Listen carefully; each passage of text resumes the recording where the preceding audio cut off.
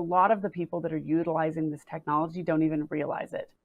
One example is our marriage licenses. We do all of our marriage licenses on the blockchain, and every person who gets a marriage certificate from Utah County receives a paper certificate, just like you're used to, your classic one. But we also issue them a digital certificate that is registered. It has a hash, and it's registered right now in the Ethereum blockchain. And we issue those to them and just tell them this is a digital certified copy of your marriage certificate. They don't understand the underlying technology, but what they do know is that they can have a copy of their marriage certificate on their phone that they can use to email their banks and their credit cards and the airlines so that they can change their name when they get married. Or if they need to prove their relationship status to an employer so that they can sign up for healthcare. They just know that they have the ability to forward this digital document to them and it works.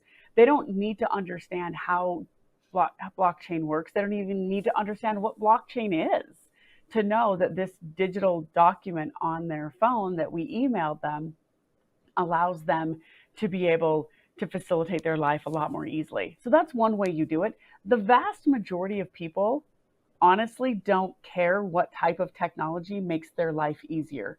They just care that it's more convenient. So that's a big aspect of it there. The other part of it is we've started in voting utilizing blockchain technology just for people that are disenfranchised. Certain demographics of people that have had the biggest issues voting. So military members and citizens living overseas and people with disabilities.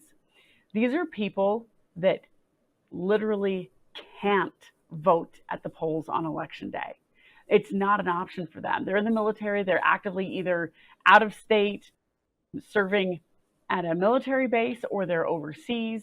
Citizens living overseas who still have just as much right to vote as you or me, or people with disabilities who can't get themselves to the polls.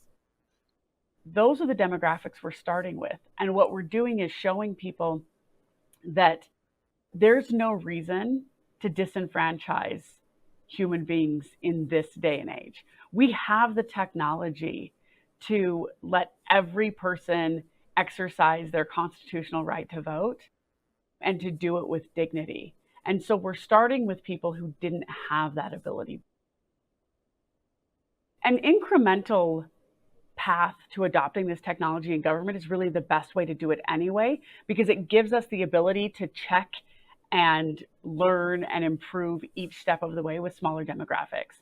So for example, our marriage licenses. Right now, we're doing just marriage licenses in Utah County, but I could see us expanding and next moving to birth certificates and moving to death certificates and moving to other vital statistics and other vital records.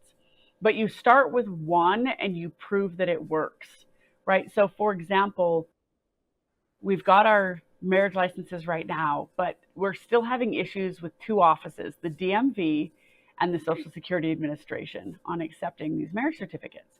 So now we know, okay, there's an issue. So we can continue issuing digital marriage certificates, and we can work on how do we solve this problem with the DMV and how do we solve this problem with the Social Security Administration. Once we've done that, then we can expand it to birth certificates, right? And the same is true with voting. You start with a small population, and then you find out, is this user-friendly? Is it not? How do we make it user-friendly? Is this secure? Are there any issues, and how do we make it more secure? And this will be a constant battle of continually improving. And then as you improve, then you adopt another demographic. Maybe it's first responders, because first responders don't always necessarily have the ability to go to the polls on election day because you never know when emergency is going to come up. And so if we can do this in small waves and we can continually make the process more secure and more user-friendly and more transparent as we move along, then you don't really have a lot of the issues you have with broad adoption. So I don't think that coming in and changing everything to blockchain overnight is a good idea, but we need to continue to make progress.